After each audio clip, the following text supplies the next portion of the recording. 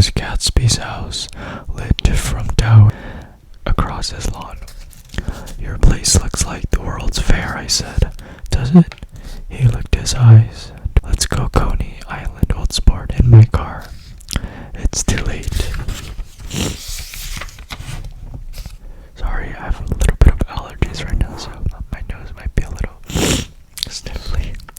"Well, suppose we take a plunge in the swimming pool.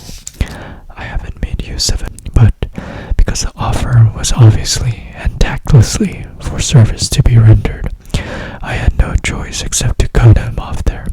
I'm much obliged, but I couldn't take on any more work."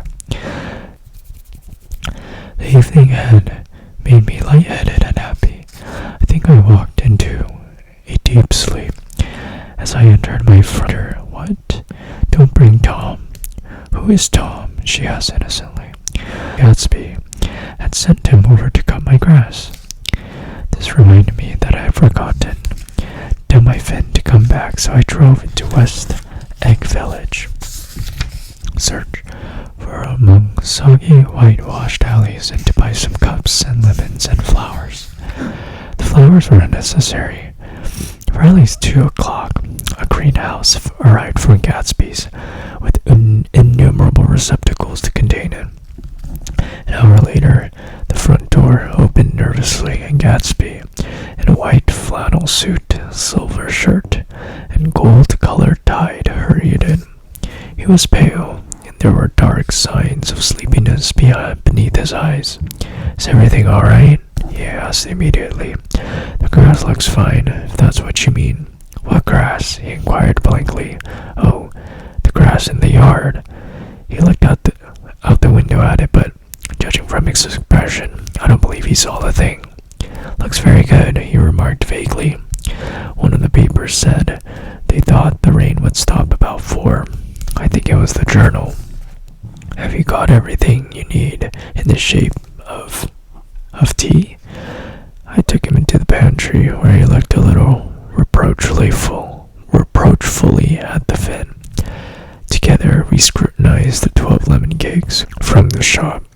"Will they do?" I asked. Of course, they're fine." And he added, "Ho, lowly Old Sport." The rain cooled about 3:30 to a damp mist, through which occasional thin drops swam like dew. Gatsby looked with vacant eyes through a copy of Clay's Economics, starting at the finish thread that shook the kitchen floor, and peering toward the bleared windows from time to time, as if a series of invisible but alarming happenings were taking place outside. Finally, he got up and informed me in an uncertain voice that he was going home. "Why is that?" "Sorry. Nobody's coming to tea. It's too late." He looked at us. He looked at his watch as if there was some pressing demand on his time elsewhere. "I can't wait all day." "Don't be silly. It's just 2 minutes to 4. He sat down miserably, as if I had pushed him, and simultaneously there was the sound of a mortar turning into my lane. We both jumped, and, a little harrowed myself, I went out into the yard. Under the dripping bare iliac trees, a large open car was coming up the drive. It stopped. Daisy's face, tipped sideways beneath a 3/4 lavender hat, looked out at me with a bright, ecstatic smile. "Is this absolutely where you live, my dearest one?" The exhilarating ripple of her voice was a wild tonic in the rain. I had to follow the sound of it for a moment, up and down, with my ear alone, before any words came through. A damp streak of hair lay like the dash of blue paint across her cheek, and her hand was wet with glistening drops as I took it to her from her car. "Are you in love with me?" she said low in my ear. "Or why did I have come along? That's the secret of Castle Rack Rent. Tell your chauffeur to go far away and spend an hour. Come back in an hour, Ferdy." Then in a grave murmur, "His name is Ferdy."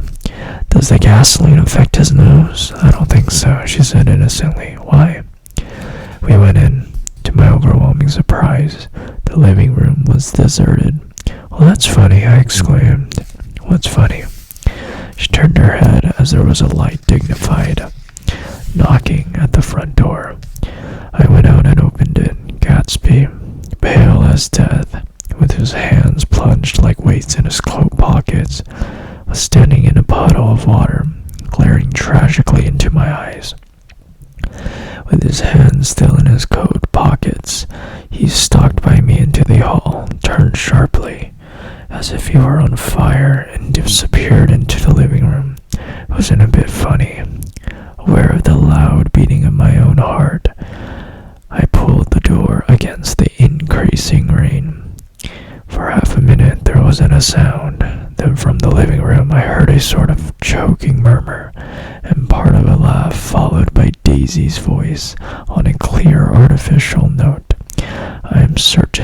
I certainly am awfully glad to see you again. A pause. It endured horribly. I had nothing to do in the hall, so I went into the room.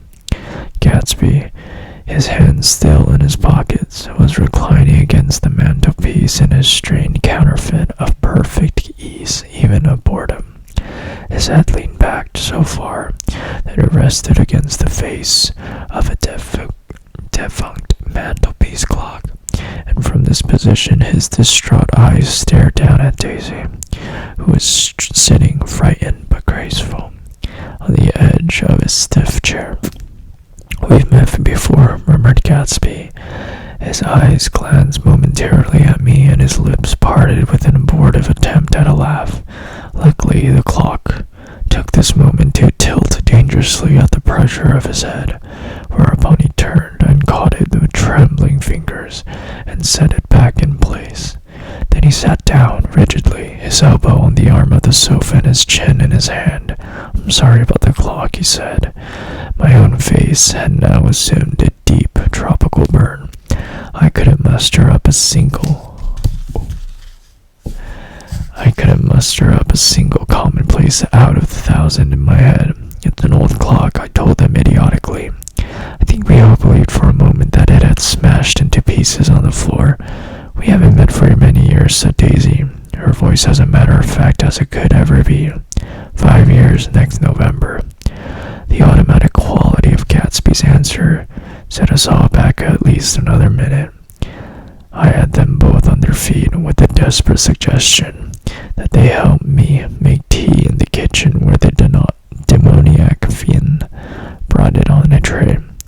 Amid the wholesome confusion of cups and cakes, a certain physical decency established itself. Gatsby got himself into a shadow, and while Daisy and I talked, looked conscientiously from one to the other of us with tense, uneasy, unhappy eyes. However, as calmness wasn't an end in itself, I made an excuse as the first possible moment, and got to my feet. Where are you going? Demanded Gatsby in an immediate alarm. I'll be back. I've got to speak to you about something before we go.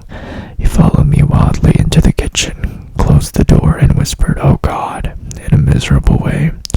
What's the matter? This is a terrible mistake, he said, shaking his head from side to side. A terrible, terrible mistake. You're just embarrassed, that's all. And luckily, I added, Daisy's embarrassed too.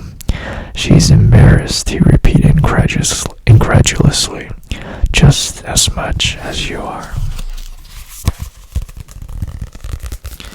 Well, I hope you guys enjoyed that little ASMR soft whispers speaking. Let me know if you guys want more videos of these. I think these are fun to create. But you guys know the drill. Until next time, stay safe. I love you guys, and peace out.